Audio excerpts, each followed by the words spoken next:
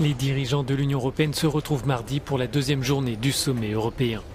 Les chefs d'État et de gouvernement affichent leur satisfaction. Dans la soirée de lundi, ils sont parvenus à s'entendre sur un embargo concernant le pétrole russe après un mois de négociations difficiles. Le compromis est moins ambitieux que la proposition initiale, mais un geste a finalement été fait à l'égard de la Hongrie. Une atmosphère de soulagement dominait lors des arrivées au sommet. Une bonne nouvelle hier. Comme je vous le disais hier matin, nous allions avoir un accord et nous l'avons eu.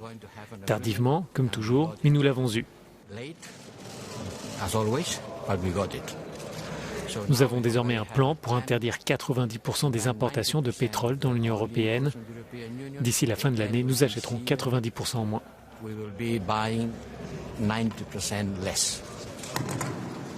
L'accord prévoit d'interdire d'ici le mois de décembre les livraisons de pétrole russe par bateau, ce qui représente environ 2/3 des importations. L'oléoduc qui alimente la Hongrie, la République tchèque et la Slovaquie reste donc en service, soit 10% des importations.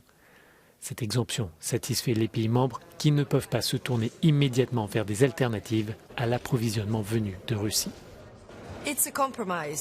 C'est un compromis, et si je devais choisir entre un compromis et aucune sanction, alors je pense que c'est un compromis juste.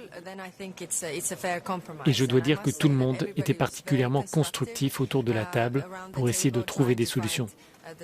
Je pense que c'est le meilleur que nous pouvions obtenir.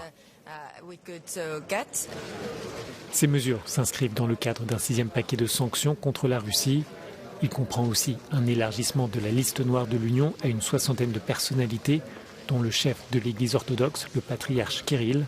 Ce train de mesures prévoit aussi d'exclure du système international de transactions financières SWIFT 3 banques russes, dont la principale, la Sberbank.